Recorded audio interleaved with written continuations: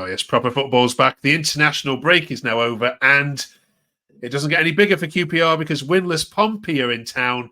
It's QPR against Portsmouth in the first six-pointer of this season. Welcome to our Rangers Walk. We're going to preview that game, and we're also going to get this team's predictions on where QPR will finish. Welcome.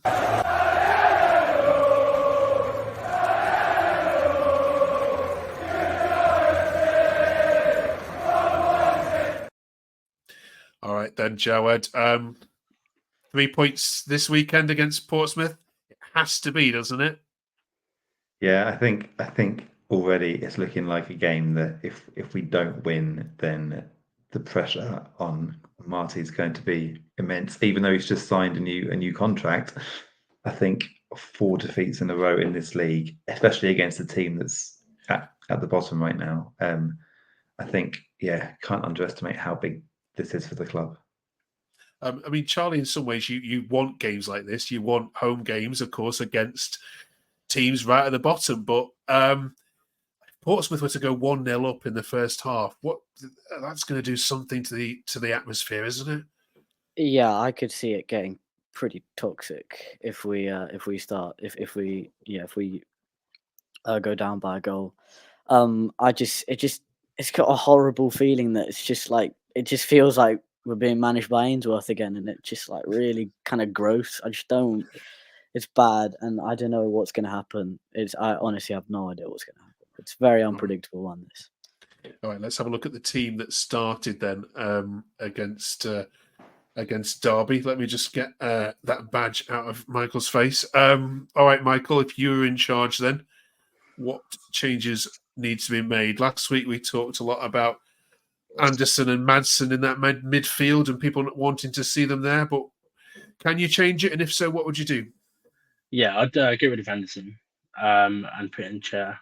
That would be the first thing I do. I would say our defence, if Clark Salt is ready, get him back in, or Morgan Fox, just a left-footed defender to go next to Cook would work well. And also, I'd maybe give Seller a run out. I mean, Frey's hitting a bit of a dry spell. And I don't know, I feel like we haven't got anything to lose up front, so why not? Okay. Jawed, what do you reckon? Do you agree with that? Yeah, I think getting Cole back and Clark Salter back in as soon as possible is key. I think Chair's now had a 15-minute cameo and a half-hour cameo against Derby, so I would have thought he'll start. Possibly give him an hour against Derby. As soon as he came on, he tried to make things happen, and I also think Dunn as centre back weakens the whole back four. I think he's better right back now. The two that we've got at right back, Santos and Ashby, haven't looked anywhere near good enough. And I think it's been a little bit unfortunate that Liam Morrison's been injured at the same time as Clark Salter, because I think he would have slotted in quite nicely. So you're looking at least 3 changes from that team, possibly 4 if everyone's fit. If they're not fit, then I fear for us. Charlie? I think I'd like to see Lloyd back in the team. I think after he scored against Sheffield Wednesday, he was playing with a bit more confidence, and I thought he was actually probably one of our better players. But I know it was like Cifuentes played him a lot more at the start of the season when he wasn't great, and they scored against Sheffield Wednesday, and he looked quite good, and now he's not playing him. So I don't know why. I don't know why that's the case. I'd like to see him come back in the team, and obviously, hopefully get Chair back to match fitness and inject that little bit of quality in the final third that we've been missing. Okay. Well, Portsmouth are no good either. Their back four has been leaking goals, and they can't score either. So this is either going to be 0-0 or this is going to be 4-4. Hopefully for you guys, it's full of goals in your favour. But let's have a look at the fixtures for you guys coming up, shall we? In this next little run that we have until the next break. And when you look at them, I do fear for you guys a little bit, because you've got Coventry, Burnley, Sunderland, Middlesbrough, and Leeds after this Pompey game. So, Michael, does that not make this 3 points even the more crucial? Because potentially we could be looking at a pointless October, if not.